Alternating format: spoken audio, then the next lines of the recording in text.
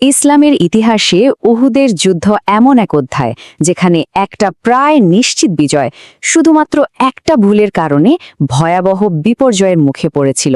চলুন আজকের এই আলোচনায় আমরা সেই গুরুত্বপূর্ণ ঘটনাটাই বিস্তারিতভাবে জানার চেষ্টা করি।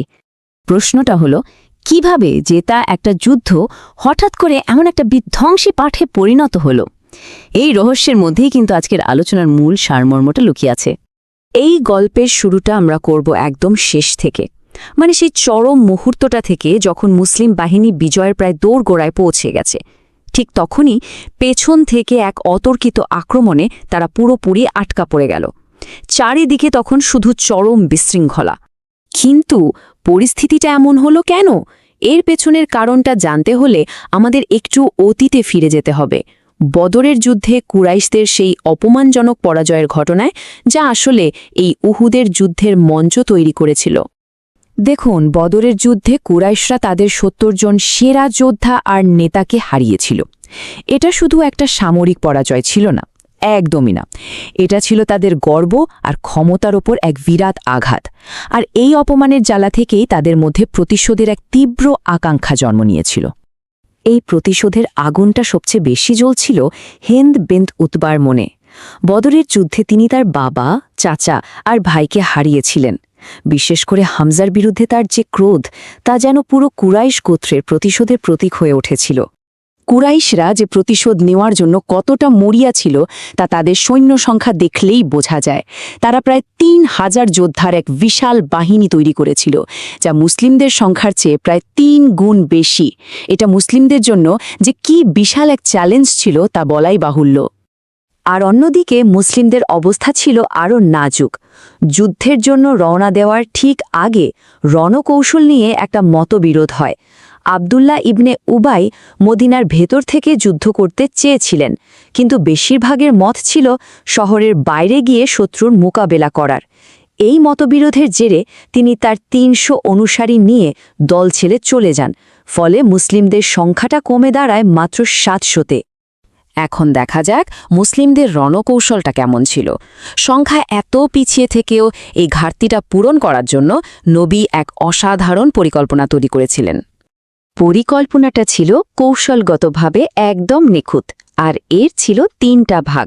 প্রথমত, উহুদ পর্বতকে পেছনে রেখে নিজেদের পশ্চাৎভাগ সুরক্ষিত করা হলো, যাতে পেছন থেকে আক্রমণের কোনো সুযোগই না থাকে।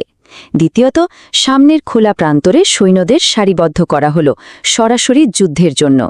আর সবচেয়ে গুরুত্বপূর্ণ অংশটা ছিল তৃতীয়টা, পাহাড়ের একটা গিরিপথে ৫০ জন দক্ষ তীরন্দাজকে মোতায়েন করা।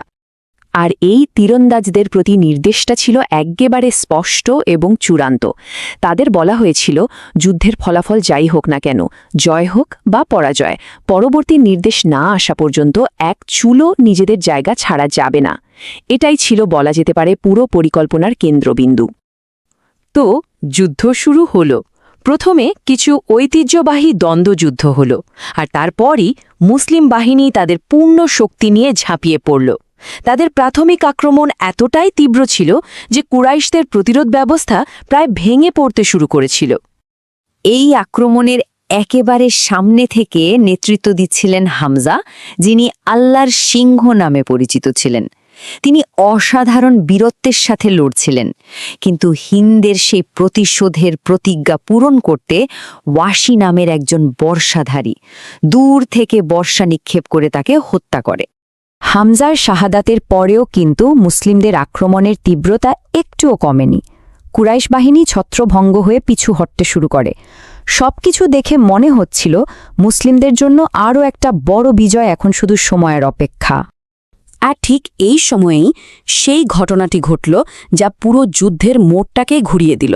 একটা মারাত্মক ভুল যা প্রায় নিশ্চিত বিজয়কে পরাজয়ের মুখে ঠেলে দিয়েছিল। তাহলে এখন প্রশ্নটা হলো, কুরাইশদের এভাবে পালাতে দেখে আর তাদের ফেলে যাওয়া যুদ্ধলব্ধ সম্পদ দেখে পাহাড়ের ওপরে থাকা সেই তীরন্দাজরা আখির কি সিদ্ধান্ত নিয়েছিল? তাদের সামনে তখন দুটো পথ। একদিকে ছিল নবীর সেই কঠোর নির্দেশ, আর অন্যদিকে ছিল যুদ্ধজয়ের পর ফেলে যাওয়া গনিমতের মাল সংগ্রহ করার লোভ। দুঃখজনকভাবে তাদের বেশিরভাগই শৃঙ্খলার চেয়ে লোভকেই বড় করে দেখল। তারা তাদের সেই কৌশলগত অবস্থান ছেড়ে নিচে নেমে এলো।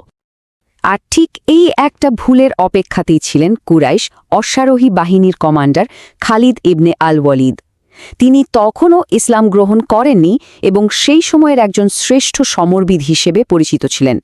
তিনি সাথে সাথে বুঝে গেলেন এটাই সুযোগ। খালিদ তার অশ্বারোহী বাহিনী নিয়ে চোখের পলকে পাহাড়ের পেছন দিক দিয়ে ঘুরে এসে অরক্ষিত মুসলিম বাহিনীর উপর ঝাঁপিয়ে পড়লেন।